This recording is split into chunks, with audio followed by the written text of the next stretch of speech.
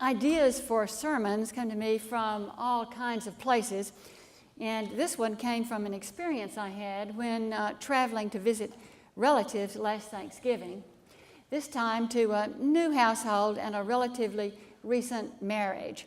I was tired and grouchy when I arrived from the airport, having traveled thousands of miles and eating bad food, and so the night before I went to bed early. And then the next day was Thanksgiving, and I awoke with expectations. There would be friendly visiting, board games, maybe a movie or two, and of course, these familiar smells emanating from the kitchen. There would be a Thanksgiving dinner with turkey and dressing and cranberry sauce and sweet potato casserole and hot rolls and so forth and so on. I could hardly wait. But the lady of the house, not to be named, was not cooking. She was at the gym working out. It appears that she works out for 2 or 3 hours every day, rain or shine, a holiday or no. She does not cook Thanksgiving dinners. I discovered that she is heavily into, I would say, in fact, obsessed with beauty and fitness.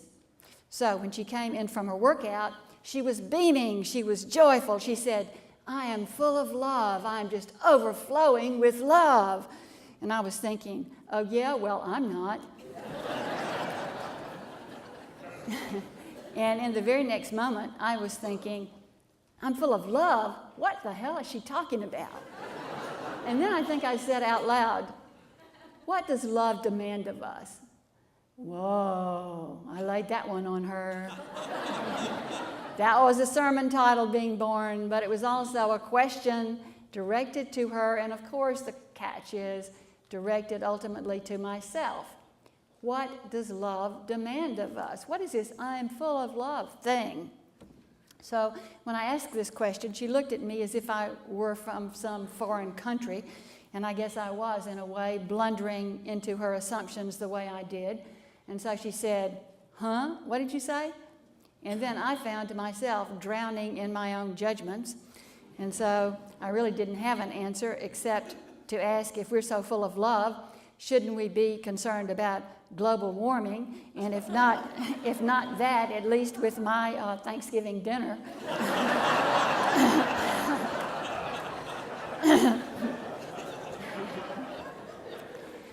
So what does love demand of us? Well, it does not demand Thanksgiving dinners. I think that love demands 3 qualities. I think it demands honesty, presence, and compassion. Honesty, presence, and compassion. First of all, honesty, because if we're not honest with ourselves and with others, we just have nowhere to go in any kind of relationship. It's a baseline kind of thing, and it's not easy to pull off, because the tendency is to want what we want and to rationalize our wants and our behaviors. We humans have an enormous capacity to rationalize. And then presence. What do I mean by presence?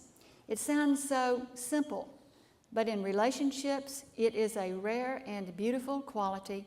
It means really being able to make space for another, to listen fully, to allow for moments of silence, to take in a larger truth than you yet have known about this person, to be emotionally available in the moment. Now, why do I say that this is a rare quality? What makes it so difficult? Well, it's because that most of us are not free enough of our own needs to really be with another. And it's because that when an exchange with another brings up feelings of discomfort, the tendency is to change the subject or tell a joke instead of holding steady and bringing one's presence to the occasion. Third is compassion. Now, compassion is not pity, not feeling sorry for another person. In fact, pity is a kind of demeaning thing. No, compassion is attempting to get inside the experience of the other person, to witness and to understand their suffering. Compassion literally means to suffer with.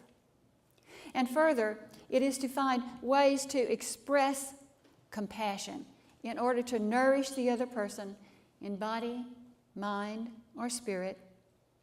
It is relatively easy to feel compassion for a person who is ill or poor or oppressed.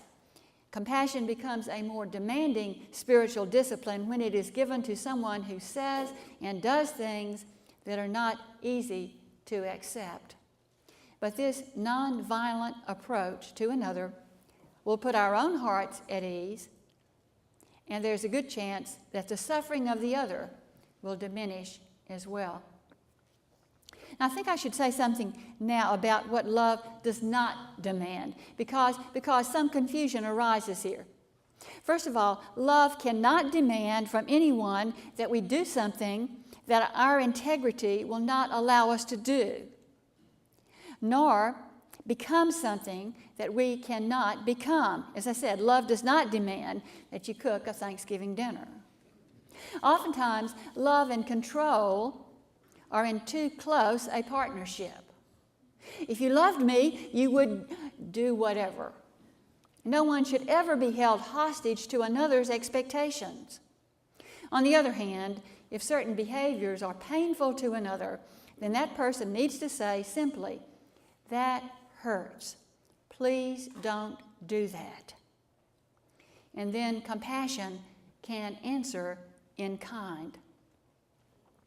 Secondly, love cannot expect another person to fix a problem for us.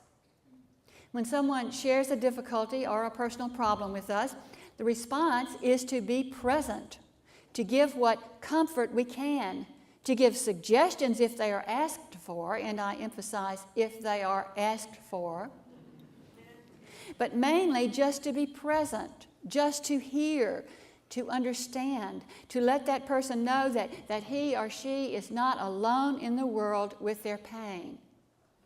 There are engineers in the world and there are artists. When someone reveals personal pain to you, be an artist, not an engineer.